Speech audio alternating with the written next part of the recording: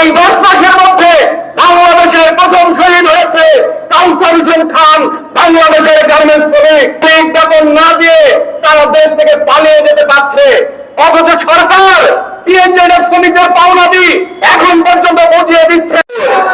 দুনিয়ার মস্ত এখন লড়াই করো, কোথায় কোথায় শ্রমিক ছাঁটাই চলবে না, বন্ধ করো। হামলা মামলা হুলিয়া নিতে হবে, তুলিয়া লড়াই লড়াই লড়াই চাই, ছাঁটাই যেখানে, মামলা যেখানে।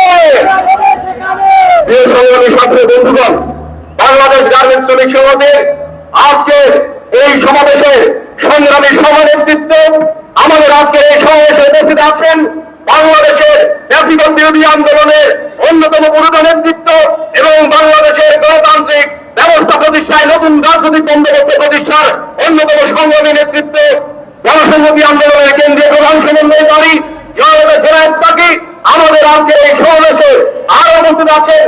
এই বাংলাদেশে শ্রমিকের স্বার্থে যে শ্রম সংস্কার কমিশন হয়েছিল সেই সমস্ত সংস্কার কমিশনের প্রধান সুলতানুর আহমেদ এবং কেন্দ্রীয় নেতৃত্ব সকলকে বাংলাদেশ গার্মেন্টস শ্রমিক সংহতির পক্ষ থেকে সংগ্রামী সালাম এবং শুভেচ্ছা জানাই।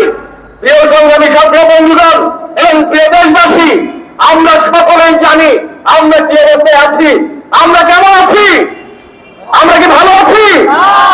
এই দেশে গত 10 মাস আগে বিগত 15 বছরের স্বৈর শাসক খুনি শেখ হাসিনাকে ছাত্র জনতার অভ্যুত্থানে বাংলাদেশের গার্মেন্টস শ্রমিক সহ বাংলাদেশের শ্রমিকরা জীবন দিয়ে এই সরকারকে উৎখাত করেছিল, স্বৈরাচারকে উৎখাত করেছিল। দুঃখের বিষয় 10 মাস পেরিয়ে গেছে, এই 10 মাসের মধ্যে বাংলাদেশের প্রথম শহীদ হয়েছে কাউসার হোসেন খান, বাংলাদেশের গার্মেন্টস শ্রমিক। কেন শহীদ হয়েছে? মজুরি চাইতে গিয়ে। আমরা বর্তমানে কি অবস্থায় আছি আমরা দেখব। টিএনজেডের একজন শ্রমিক যেটা বলেছেন, মাঠের পর মাঠ, সেখানে মালিক বেতন না দিয়ে তারা দেশ থেকে পালিয়ে যেতে পারছে, অথচ সরকার টিএনজেডের শ্রমিকদের পাওনাদি এখন পর্যন্ত বুঝিয়ে দিচ্ছে না।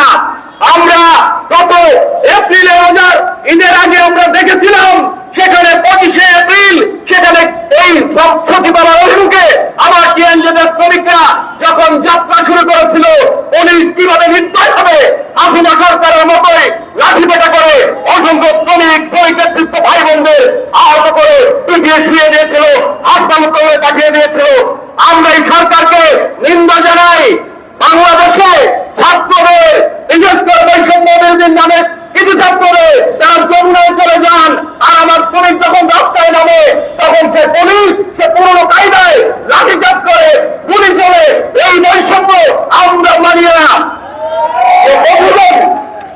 এই বাংলাদেশে বিভিন্ন কারখানায় নারায়ণগঞ্জে দেখবেন ইউটেক আর বিভিন্ন কারখানায় শ্রমিক ছাঁটাই হচ্ছে, এবং সেই শ্রমিক ছাঁটাই যখন শ্রমিক আন্দোলনে নামছে তখন কেবল পুলিশ নয়, সামরিক বাহিনীকেও তারা রাস্তায় নামিয়ে শ্রমিকদের বিরুদ্ধে লেলিয়ে দিচ্ছে। তাই করে থামতে হচ্ছে না। অসংখ্য শ্রমিকের নামে মামলা হয়েছে। রবিন ট্যাক্সে রূপগঞ্জের কারখানায় একজন সেখানে কেবল ট্রেড ইউনিয়ন করার অপরাধে সেখানে ট্রেড ইউনিয়নের সভাপতি এবং শ্রমিক ফ্রন্টের কেন্দ্রীয় সাধারণ সম্পাদক সেলিম মাহমুদকে রাতের বেলায় রাত 1টা বাজে তার পরিবারের সামনে আতঙ্কে রেখে গ্রেফতার করেছিল। কোন আইনে? 1974 সালের শেখ মুজিবের সেই স্বৈরাচারী বিশেষ ক্ষমতা আইনে।